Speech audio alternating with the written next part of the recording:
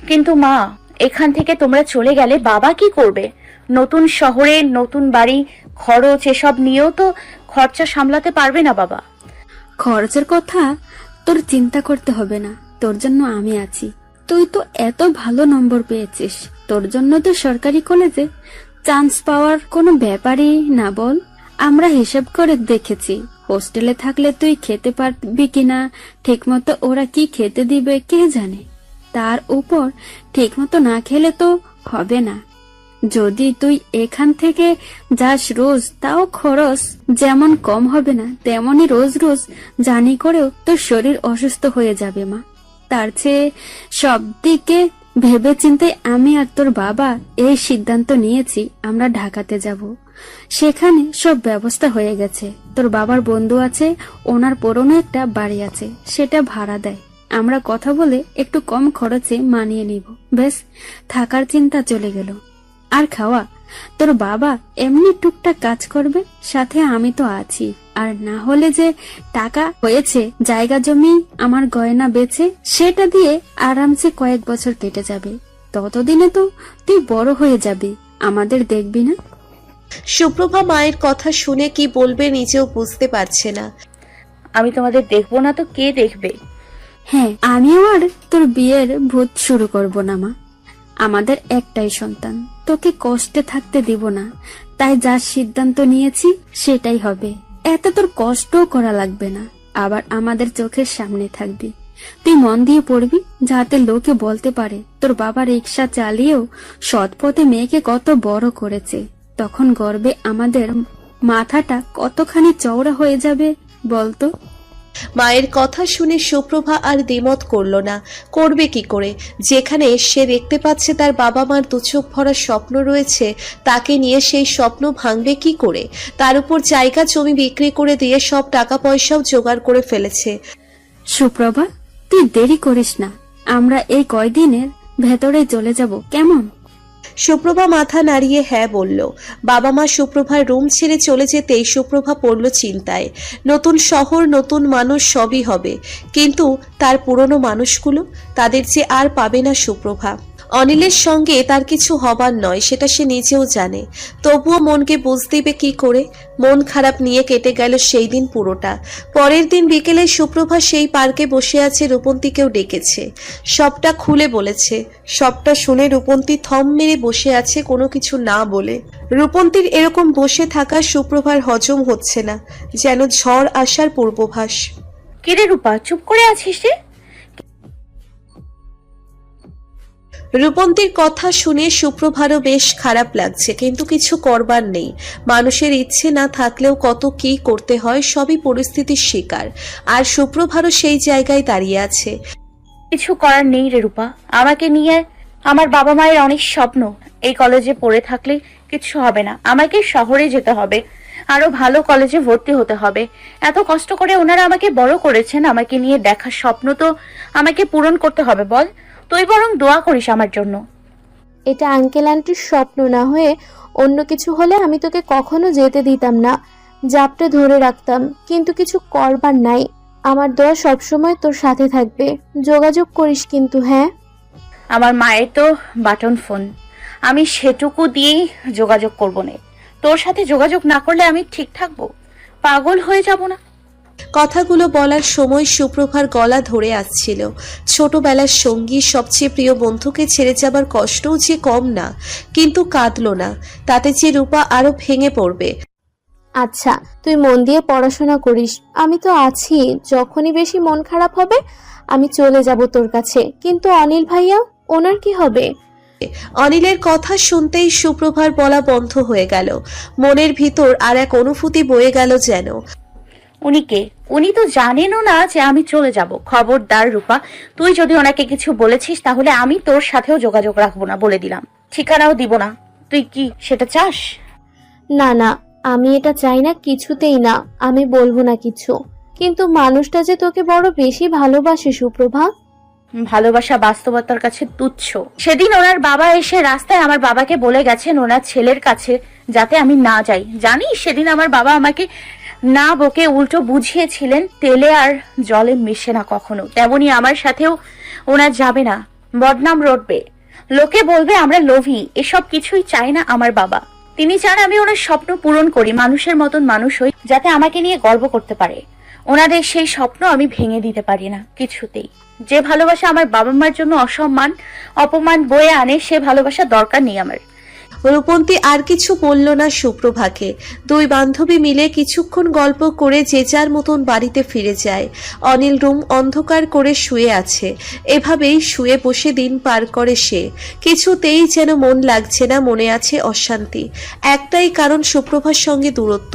বেশ অভিমান জমেছে অনিলের মনে সুপ্রভাকে নিয়ে।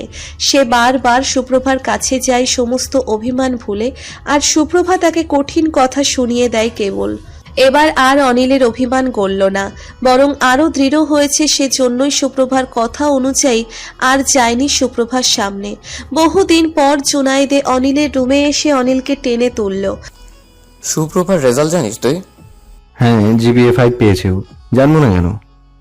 বাহ, আড়ালে আবডালে সব খবরই রাখিস তুই দেখছি। ফালতু কথা বন্ধ কর, ভাল লাগছে না। জুনায়েদ বুঝল অনিলের পরিবর্তন। তার নিজেরও ভাল লাগছে না বন্ধুর এই অবস্থা দেখে। শোন, আমি বলি কি, তুই সুপ্রভাকেও রেজাল্টের জন্য শুভেচ্ছা জানিয়ে ওদের বাড়িতে যা। তুই এমনিতে ওর বাবার সাথে কথা বলতে, খোঁজ নিতে। ওনারা তো তোকে চিনে কিছু বলবে না। তারপর সময় বুঝে সুপ্রভার সাথে কথা বলিস, দেখবি সুপ্রভার মান অভিমান সব গলে যাবে। আমি চিনি সুপ্রভাকে, সে তোকে ভালোবাসে। এতদিনে সেটা স্পষ্ট হয়ে গেছে, শুধু কিছু দূরত্ব হয়েছে, সেটা মিটিয়ে নে যা। জুনায়েদের কথা শুনে অনিল নড়ে চড়ে বসল। মনে মনে সিদ্ধান্ত নিল জুনায়েদ ঠিকই বলেছে। এভাবে আর কতদিন? অনিল নিজেও যে ভালো নেই তার সুপ্রভাকে ছাড়া। কতদিন কথা বলে না, কত কথা বাকি। আজকে সে সব দূরত্ব মিটিয়ে নেবে। মনে মনে চিন্তা করলো যদি পারে আজকেই সুপ্রভার বাবাকে বিয়ের প্রস্তাব দিবে সরাসরি। তখন আর সুপ্রভা না করতে পারবে না। কিন্তু বিয়ের প্রস্তাব অনিল দিলে ভালো দেখাবে তো পুরো বিষয়টা?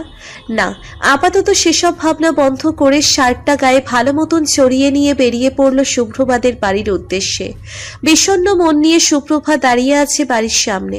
শেষবারের মতন বাড়িটাকে চোখ বুলিয়ে নিল। পাশে থাকা রূপন্তীকেও জড়িয়ে ধরল। হৃদয় জুড়ে হাহাকার। দুই বান্ধবীর চোখ অশ্রু জলে ভিজে একেবারে টইটম্বুর হয়ে গেছে। রূপন্তীর তো কাঁদতে কাঁদতে হেঁচকেই উঠে যাবে এমন অবস্থা। সুপ্রভারও আজকে আর চোখের পানি বাদ মানছে না। এত শৈশব, এত স্মৃতিপ্রিয় বন্ধু সবকিছুকে ছেড়ে চলে যাচ্ছে সুপ্রভা। ইচ্ছে করছে সময়টা এখানে থেমে যাক। সে এই চিরচেনা জায়গাটাতেই আমৃত্যু অবধি থেকে যাক। রবন্তী মা, বাস ছাড়ার সময় হয়ে গেছে যে, ছেড়ে দে সুপ্রভাকে। আমরা তো আবার আসবো নাকি বল? রূপন্তী ছেড়ে দিল সুপ্রভাকে। সুপ্রভা শেষবারের মতন রূপন্তীর দিকে তাকিয়ে হাঁটা ধরল। এই তো সে চলে যাচ্ছে সমস্ত স্মৃতি রেখে। আবারও একবার হাঁটা থামিয়ে রূপন্তীকে দেখে নিল। যত দূর চোখ যায় রূপন্তী ও সুপ্রভাকে দেখল। একসময় সুপ্রভা মিলিয়ে গেল, আর দেখা গেল না সুপ্রভাকে। রূপন্তী কাঁদতে কাঁদতে চলে গেল নিজের বাড়ি। অনিল খুশি মনে এসেছিল, কিন্তু এসে দেখে সুপ্রভাদের বাড়িতে তালা ঝুলানো। কিঞ্চিত পরিমাণ অবাক হয়, তবে কি কেউ বাড়িতে নেই? পাশেই একজন বৃদ্ধ মহিলা জিজ্ঞেস করতেই তিনি বলে দিলেন সুপ্রভা তার পড়াশোনার জন্য দূরে কোথাও চলে গেছে বাবা মায়ের সঙ্গে। এখানে আর ফেরত আসবে না কখনো। কথাগুলো শুনে অনিলের পায়ের নিচ থেকে যেন মাটি সরে গেছে এরকম অবস্থা। অনেক জিজ্ঞাসা করেও কোনো খোঁজ পেল না সুপ্রভারা। ঠিক কোথায় যাবে, তাদের গন্তব্য কোথায়? অবশেষে একজন বলল তারা মাত্রই বাস স্টেশনের দিকে গেছে। কথাটা শোনা মাত্রই অনিল আর দেরি না করে দৌড়তে লাগলো। এক পর্যায়ে দৌড়াতে দৌড়াতে হাঁপিয়ে গেল, তবুও থামলো না। বাসের জানালার পাশ ঘেঁষে বসেছে সুপ্রভা। পাশেই বাবা, তারপরে মা। বাসের একদম শেষের সিটে বসেছে বলে তিনজন একসাথে বসতে পেরেছে। বাসে বসেও জানালা দিয়ে সুপ্রভা বাহিরের দিকে তাকিয়ে রয়েছে। মনে এক বুক আশা, যদি শেষবারের মতো অনিলকে একটি নজর দেখতে পেত। সুপ্রভা জানে সেদিন তার কঠোর কথা শুনে অনিলের মনে অভিমান জমেছে। সেজন্য আর দেখতে পায়নি অনিলকে। বড় অভিমানী অনিল, সেটা সুপ্রভা এই কয়দিনে বুঝে গেছে।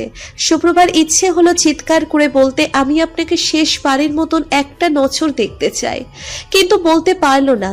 চাইলেই কি সব হয়? হয় না। কত ইচ্ছে অপূর্ণ থাকে। সুপ্রভা জানলা থেকে যেই না সরে যাচ্ছিল তখনই তার মনে হলো অনিলকে দেখতে পেল। আবার মনে হলো এটা হয়তো তার দৃষ্টিভ্রম, কিন্তু না, সে আবারও তাকালো। নীল রঙের শার্ট পরা অনিলকে দেখতে পেল বাসের পিছন দিকে। শার্ট ঘামে ভিজে গেছে, মানে বোঝাই যাচ্ছে মানুষটা দৌড়ে এসেছে। অনিল সুপ্রভাকে দেখে হাসি দিল। না, সে হারিয়ে ফেলেনি একেবারে সুপ্রভাকে। এখনো শেষ আশা আছে, এই আশা নিভতে দিলে চলবে না কিছুতেই। অনিল ছুটে গিয়ে জানালার নিচে দাঁড়ালো। পকেট থেকে ফোনটা বের করে সুপ্রভার সামনে উঁচু করে ধরলো। সুপ্রভা, ভেতরে যাবার সময় নেই। ভিড় ঠেলে তুমি ফোনটা নাও, আমার সাথে যোগাযোগ করতে পারবে। কোথায় যাচ্ছ তোমরা? আমাকে বলো একটাবার। বলো নেই, কয়া নেই, একেবারে আড়ালে চলে যাচ্ছ। আচ্ছা শোনো তুমি। অনিল পুরো কথা শেষ করার আগেই বাস ছেড়ে দিল।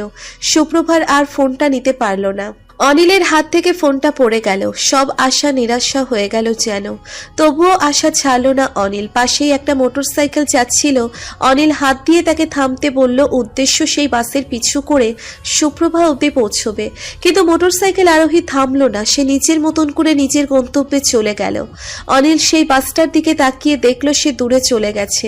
সঙ্গে তার সুপ্রভাকে নিয়ে পাড়ি জমিয়েছে কোনো নতুন রাজ্যে, যে রাজ্যের ঠিকানাটুকুও জানে না অনিল। এবার তবে কি হবে? এতদিন মান অভিমানের পালা চললেও অনিল জানতো সুপ্রভা আছে। ইচ্ছে হলেই দূর থেকে দেখে নিজের তৃষ্ণা মেটাতো, খোঁজ নিত, সবকিছু জানতো। এখন তো সেই ভরসাটুকুও রইল না। আর সহ্য করতে পারছে না। অনিল রাস্তার মাঝখানেই বসে পড়ল। সে কি করে থাকবে সুপ্রভাকে ছাড়া? সত্যিই যে ভালোবেসেছে, এখন কি হবে? সুপ্রভা যে অনিলকে নিঃস্ব করে দিয়ে চলে গেল এক অচিন দেশে। ভালোবাসার নীরব বিচ্ছেদের যন্ত্রণা আর সহ্য হচ্ছে না অনিলের। সুপ্রভা বাস থেকে জানালা দিয়ে যতদূর দেখা যায় অনিলকে দেখল। যতক্ষণ না পর্যন্ত অনিল মিলিয়ে যায় ততক্ষণ দেখল। অনিলের পাগলামি দেখে সুপ্রভার বুকের ভিতরটা হাহাকার করে উঠল। শেষবারের মতন মানুষটাকে যে দেখতে পেয়েছে এতেই চোখের শান্তি। কিন্তু অনিলের পাগলামি দেখে সুপ্রভার মন মানছে না। সুপ্রভার নিজেরও ইচ্ছে করছে ছুটে গিয়ে অনিলের সামনে দাঁড়াতে, মনের আবেগ অনুভূতিগুলো সব উজাড় করে বলে দিয়ে হালকা হবে। কিন্তু না, সে রাস্তা বন্ধ। অনিল বোধহয় জানবেও না সুপ্রভা কোথায় গেল। সুপ্রভার চোখ থেকে অশ্রুকণা গড়িয়ে পড়তেই সঙ্গে সঙ্গে হাতের উল্টো পিঠ তারা মুছে নিল। বাকিটুকু পথ তাকে এভাবেই পাড়ি দিতে হবে।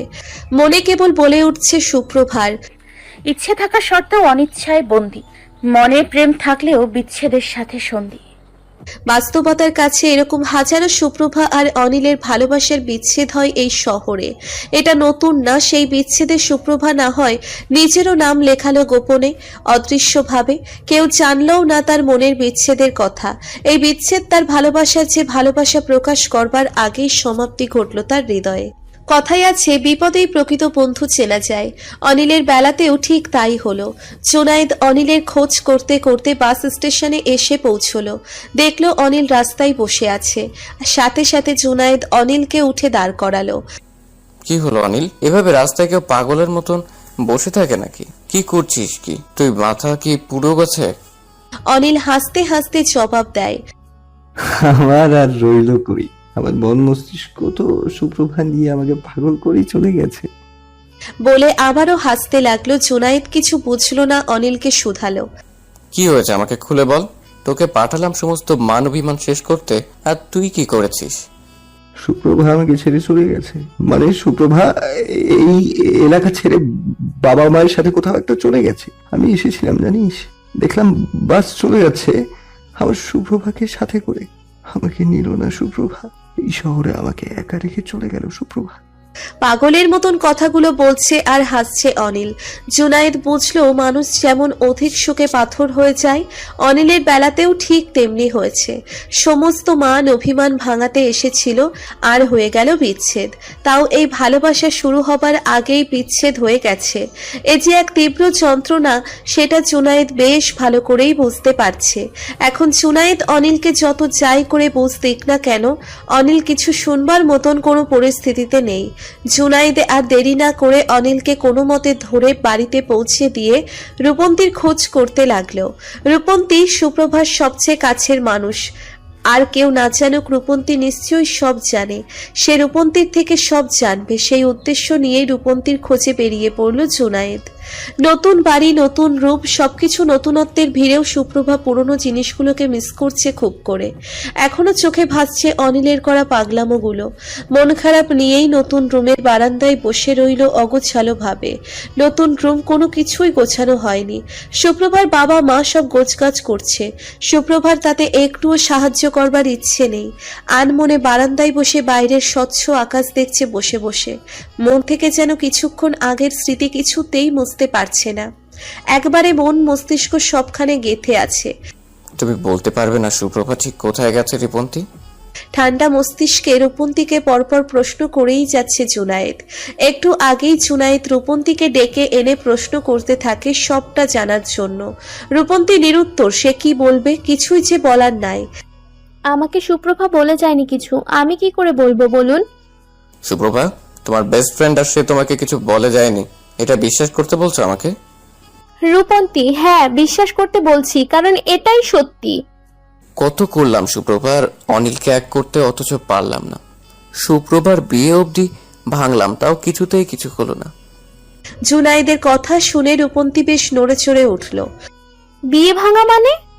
আরে সুপ্রভা যখন অনিলকে দূরে সরিয়ে দিয়েছিল না, তখন তো সুপ্রভার মিরাজের সাথে বিয়ে ঠিক হয়ে গিয়েছিল। আমরা মিরাজের সম্পর্কে সব খোঁজ খবর নিয়েছিলাম।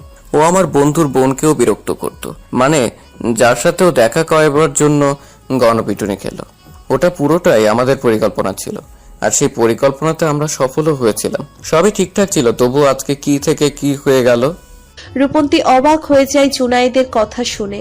কেউই জানতো না এতদিন সুপ্রভার বিয়ে ভাঙার পিছনে আসল কারণ তবে অনিল। সেজন্যই সুপ্রভার বিয়ে ঠিক হয়েছে শুনেও অনিল ভাইয়ার কোনো খোঁজ খবর ছিল না। তিনি নিশ্চিন্তে ছিলেন, কারণ বিয়েতে তিনি ভেঙেই দিছেন, তাই তো? হ্যাঁ তাই। মাঝখানে তোমাদের পরীক্ষার আগে সুপ্রভার ঠিক হয়েছিল কে জানে। অনিলকে কড়া করে কথা শোনায়, যার জন্য অনিল আর সুপ্রভার সামনে আসেনি এতদিন। যাও, আজকে ওকে বুঝিয়ে শুনে আমি পাঠালাম, আর এই অবস্থা। এরকম হতো না যদি না সেদিন অনিল ভাইয়ার বাবা সুপ্রভা আর ওর বাবাকে কথা না শোনাতো। সেজন্যই তো সুপ্রভা অনিল ভাইয়ার সাথে ওরকম বাজে আচরণ করেছিল। রূপন্তীর কথা শুনে জুনায়েদ বসা থেকে উঠে দাঁড়িয়ে যায়। কি, আঙ্কেল ও সুপ্রভার বাবার সাথে কথা বলেছে? হ্যাঁ, সেদিন সুপ্রভা অনেক কষ্ট পেয়েছিল, সেজন্যই অনিল ভাইয়াকে ওভাবে কথা শুনিয়েছিল। অনিল তো এসব কিছুই জানে না। আঙ্কেলের পণ্ডিতের জন্য ওদের এতদিন যোগাযোগ হয়নি, আর আজকে এই অবস্থা। জুনায়েদের কথা শুনে রূপন্তী কি বলবে বুঝতে পারছে না। কিছুক্ষণ চুপ করে থাকার পর রূপন্তী মুখ খুলল। যা আছে ভাগ্যে তাই হবে। ভাগ্যের লিখনকে তো আর আমরা বদলাতে পারবো না। ভাগ্য? ভাগ্যের দোহাই দিচ্ছ তুমি রূপন্তী? আমার বন্ধু মরা মরা অবস্থা, তুমি চাইলেই সুপ্রভার ঠিকানা দিতে পারো। দেখুন, আপনি আমার সাথে ঝগড়া করবেন না। সুপ্রভা আমাকে পুরো ঠিকানা দেয়নি, ও ঠিকানাটা এখনো ভালো করে জানেই না। পুরোপুরি আমাকে বলবে কি, আর যেটুকু বলেছে আমাকে কসম দিয়েছে যাতে কাউকে না বলি। তুমি ইচ্ছে করে আমার সাথে সবটা গোপন করছো। যেখানে দেখছো আমার বন্ধুর এই অবস্থা, তারপরে এরকম করছো। তোমার বান্ধবী যেমন পাষাণ হৃদয়, তেমনি তুমিও। নাহলে অনিলের এই অবস্থা দেখেও চুপ থাকতে পারতে না। থাকো তুমি নিজের মতন, আমার আর কোনো কথা নেই তোমার সাথে, কখনো কথা বলবো না আর। জুনায়েদ রেগে কথাগুলো বলে চলে যায়। রূপন্তী পেছন থেকে কয়েকবার ডাক দিয়েছিল, কিন্তু জুনায়েদ শোনেনি। সে নিজের মতন করে ভুল বুঝল রূপন্তীকে। রূপন্তীর সবটা এখন বিষের মতো লাগছে। সুপ্রভা শুধু জায়গার নাম বলেছে, আর সেটা কসম দিয়ে গেছে রূপন্তীকে, সেজন্য রূপন্তী অপারগ। অনিলকে সাহায্য করতে গিয়ে নিজের বেস্ট ফ্রেন্ডের সাথে যোগাযোগ বিচ্ছিন্ন কিছুতেই করতে পারবে না। সুপ্রভা চলে যাওয়াতে রূপন্তীর এমনিতেই মন খারাপ, তার উপর জুনায়েদের এরকম ভুল বোঝাবুঝিও নিতে পারছে না আর। জুনায়েদকে সবে একটু একটু করে নিজের মনে জায়গা দিয়েছিল। আজকে জুনায়েদের ব্যবহারে মনে হলো হয়তো জুনায়েদ আর দ্বিতীয়বার রূপন্তীর সামনে আসবে না। রূপন্তীর বিরক্ত লাগছে সবকিছু। তার বান্ধবী সুপ্রভা পেয়েও পায়নি বাস্তবতার জন্য, আর তার অবস্থা ভুল বোঝাবুঝিতে গিয়ে ঠেকেছে। বাড়িতে ড্রয়িং রুমে বসে শিকদার সাহেব চা খাচ্ছিলেন।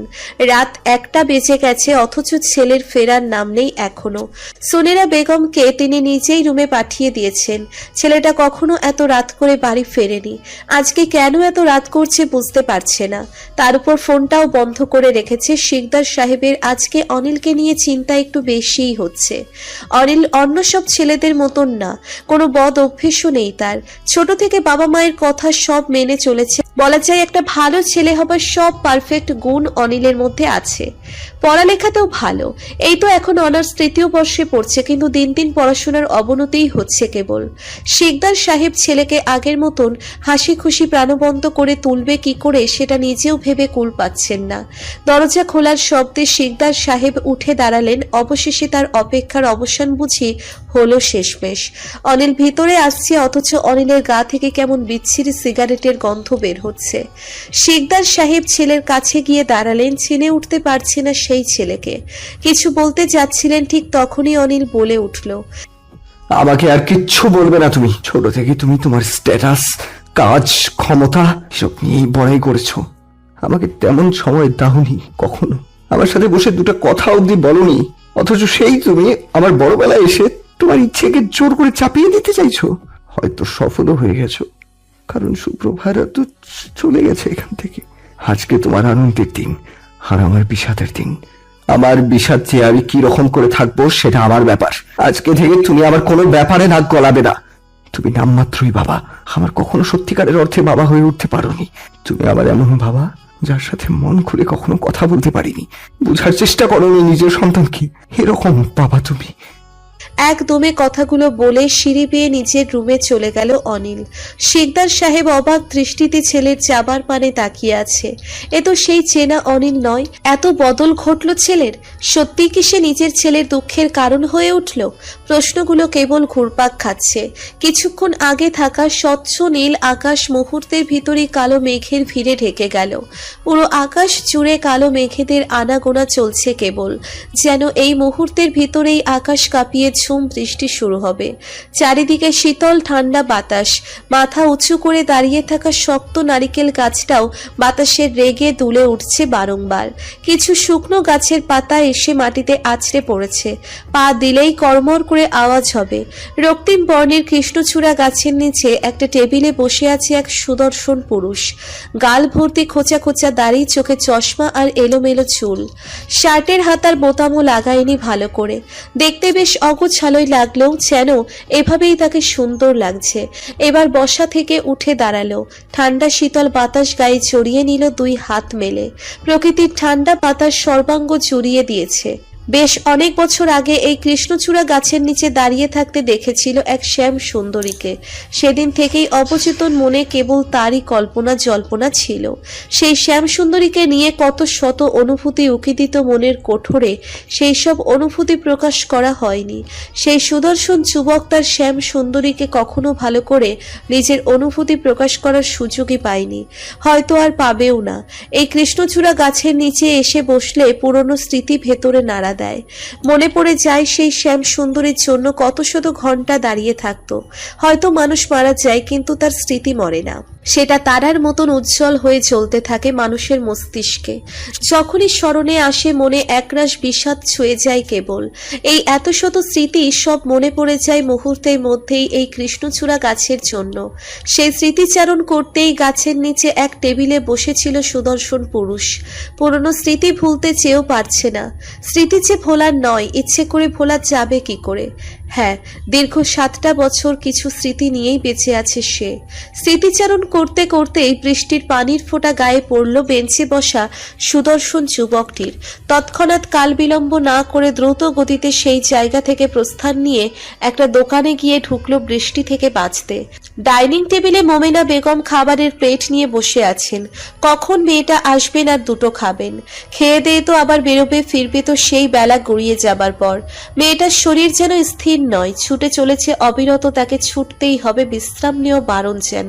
প্লেটে থাকা খাবার ঠান্ডা হয়ে গেছে প্রায়, তবুও মেয়ের আসার নাম নেই। বিরক্তিতে ফোন বের করে ফোন দিতেই রিংটোনের আওয়াজ কানে আসতেই দরজার দিকে তাকিয়ে দেখে সুপ্রভা কাঁধে ব্যাগ আর মুখে মুচকি হাসি ঝুলিয়ে দাঁড়িয়ে আছেন। মোমেনা বেগমের সুপ্রভার মিষ্টি মুখ দেখেও মন গলল না। রেগে গেলেন মোমেনা বেগম। সুপ্রভা তড়িঘড়ি করে এসে ডাইনিং টেবিলে বসে ঢাকা দেওয়া খাবার খেতে লাগলো। অমনি মোমেনা বেগমের ডাক।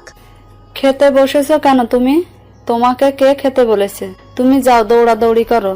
শরীর না তো, তুমি তো রোবট, এমনিতেই চলবে তোমার। সুপ্রভা আবারও মুচকি হাসলো তার কাকির কথাতে। কাকি ঠিক আগের মতনই আছে, যেরকম ছোটবেলাতে সুপ্রভা না খেলে রেগে যেতেন। রাগ করো না কাকি, স্টুডেন্টদের পরীক্ষা আর কিছু মাস পরে, সেজন্য ওদের একটু বেশিক্ষণ পড়াতে হচ্ছে। পড়াবি তো ঠিক আছে, কিন্তু তাতে তো আমার কোনো আপত্তি নেই, কিন্তু নিজের শরীরটা ও যে দেখতে হবে। তোর নিজের মা নই বলে আমার সাথে এরকম করিস? সুপ্রভার হাসি খুশি মুখ নিমেষের মধ্যেই কালো হয়ে গেল, ঠোঁটের হাসিটুকু মিলিয়ে গেল। কাকি এসব বলো না, আমি কালকে থেকে ঠিক জলদি চলে আসব। মোমেনা বেগম কিছু না বলে সুপ্রভাকে তরকারির বাটি এটা ওটা এগিয়ে দিচ্ছেন। সুপ্রভাও আয়েশ করে খেয়ে যাচ্ছেন। সুপ্রভা আর আগের ছোট্টটি সুপ্রভা নেই, এখন অনেক বড় হয়েছে। অনার্স ফাইনাল ইয়ারে পরীক্ষা দেওয়া শেষ, তার শুধু অপেক্ষার রেজাল্ট বের হবার। বছরখানেক আগে সুপ্রভা এই জান্নাত মহলে এসেছিল বাবা মায়ের হাত ধরে। তখন সবে অনার্সে ভর্তি হয়েছে। এই বাড়িটা সুপ্রভার বাবার, যে বাড়ি থেকে সুপ্রভার বাবা বেরিয়ে গেছিলেন মাথা নিচু করে। সেই বাড়িতেই এখন মাথা উঁচু করে সসম্মানে ফেরত এসেছে, তাও নিজ থেকে আসেনি। সুপ্রভা সেই যে শহরে এসেছিল, এসে নিজের বাবা মার কথা মতন বাড়ির কাছেই একটা কলেজে ভর্তি হয়। রেজাল্ট ভালো ছিল দেখে সুপ্রভার সরকারি কলেজে চান্স পেতে বেগ পেতে হয়নি। তারপর মন দিয়ে পড়াশোনা করতে থাকে সুপ্রভা। বেশি খরচাও করতে হয়নি, কারণ তখনই বাড়ির পাশে দুটো বাচ্চাকে বিকেলবেলা টিউশনি পড়াতে যেত, সেখান থেকে টুকটাক খরচা জোগাতো নিজের। তার উপর সুপ্রভার বাবা তার বন্ধুর কাপড়ের দোকানে বসেছিল কর্মচারী হিসেবে, সেখান থেকেও টুকটাক খরচা উঠে যেত। আর আগের জমি বিক্রি করা টাকা তো ছিলই। মোট কথা বেশ ভালোভাবেই দিন কাটছিল। একদিন সুপ্রভার কাকি মোমেনা বেগম এসে দাঁড়ায় সুপ্রভাদের দরজার সামনে। তাও আশাটা আকস্মিক ছিল। সুপ্রভার বাবা যেই কাপড়ের দোকানে কাজ করত, সেই সূত্র ধরে মোমেনা বেগম সুপ্রভাদের খুঁজে পান। হয়তো এক শহরে একই এলাকাতে ছিল বলে খুঁজে পেয়ে গেছেন। মোমেনা বেগম স্বামীর উল্টো চরিত্র ছিলেন। তিনি সুপ্রভাকে ছোট থেকেই মেয়ের মতন ভালোবাসতেন, এখনো বাসে। স্বামীর কৃতকর্মের জন্য ক্ষমা প্রকাশ করেন। আফজাল হোসেনকে জানান তার ভাই বেঁচে থাকতেই কৃতকর্মের ফল পেয়ে এই দুনিয়া ছেড়ে চলে গেছেন। তিনি নেশাতে আসক্ত ছিলেন, সেই নেশাই তাকে দুনিয়া ছাড়া করেছেন। যাবার আগে বলে গিয়েছেন যেন সে যে পাপ করেছিল তার ভাইয়ের সাথে, সেটা যেন কিছুটা হলেও দূর করতে পারে। মোমেনা বেগম অতি কষ্টে আফজাল হোসেনকে বুঝিয়ে ওই বাড়িতে নিয়ে যান। যত হোক নিজের ভাই, তিনি সেখানে বড় হয়েছিলেন। সবটা শোনার পর আর দ্বিমত করেননি। সর্বোপরি সেটা তার নিজের বাড়ি। তিনি সুপ্রভা আর স্মৃতিকে নিয়ে সেই বাড়িতে যান। ব্যাস, সেই বাড়িতে থেকেই যান সুপ্রভারা। বাড়িতে থাকলেও কখনো সেখানকার এক্সট্রা সুবিধা ভোগ করেননি। আফজাল হোসেন যেমন আগে কাজ করে সংসার চালাতেন, এখনো তেমনি, তবে এখন আর তাকে কাজ করতে হয় না। সুপ্রভা আছে তো, হ্যাঁ, এখন আফজাল হোসেন এর মেয়েই তাকে দেখছে। সুপ্রভা পড়ালেখায় বেশ ভালো, সেজন্য আশেপাশের প্রতিবেশীর বাচ্চাদের পড়াতো। আস্তে আস্তে সে লিস্ট বড় হয়। সুপ্রভা 4টে টিউশনি করা শুরু করে। এটা থেকে বেশ ভালো পরিমাণেই টাকা পায় সুপ্রভা। সেই টাকাটুকু সংসারের জন্য দেয়, যদিও বা তার কাকির ছেলে তামিম চাকরি করে। তবুও সুপ্রভা মাসে একটা পরিমাণ টাকা দিয়ে দেয়।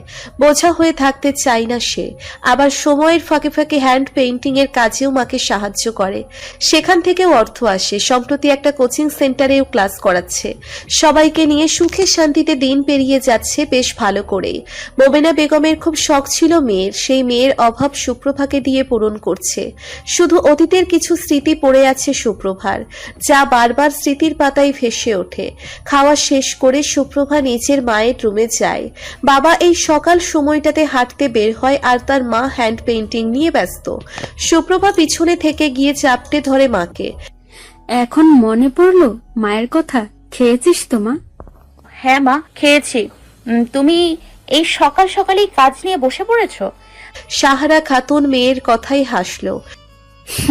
ওরে আগে তো সংসারের টুকটাক কাজ করার পাশাপাশি কাঁথা সেলাই করতাম, আবার টুকটাক ফসলও করত তোর বাবা, সেগুলোই নিয়ে ব্যস্ত থাকতাম, সময় পেতাম কই আর। নেহাত তুই এই হ্যান্ড পেন্টিং এর কাজ ধরেছিলি, সেজন্য আমিও করি। একটু একটু খারাপ হয় বল? আরে না মা, তুমি তো আমার চেয়ে ঢের গুণে কাজ করতে পারো। ভুল কই, বরং আরো সুন্দর হয়, বুঝলে? হ্যাঁ, সংসারের কাজ তো বেশি, তোর কাকি করতেই দেয় না। ও নিজেই বলতে গেলে সব করে, আমিও করি, তবে সেসব করে কি আর সময় কাটে? তুই ধরেছিলিস হ্যান্ড পেন্টিং এর কাজ, এখন তোর দেখা দেখি আমিও করি, সমস্যা কি? তোর কাকি মোমেনা তো তোকে পুরো মেয়ের মতোই দেখে। আমি তো নিশ্চিন্ত বাবু। আচ্ছা মা, তুমি থাকো, আমি যাই বরং। সুপ্রভা রুম থেকে বের হয়ে যাচ্ছিল, ঠিক তখনই মায়ের ডাক শুনে আবার হাঁটা থামিয়ে ফেলে। মা, কি জন্য ডাকলে? আরে মেয়ের কাণ্ড তো দেখো, আজকে কি বার? মঙ্গলবার তো। কিছুদিন পর তো মেয়েটার বিয়ে হয়ে যাব। তোকে তো বললো কয়টা দিন থেকে আয়, বিয়ের পরে কি আর রূপন্তী সময় পাবে তোর কাছে আসা? তখন তো চাইলেও পারবে না।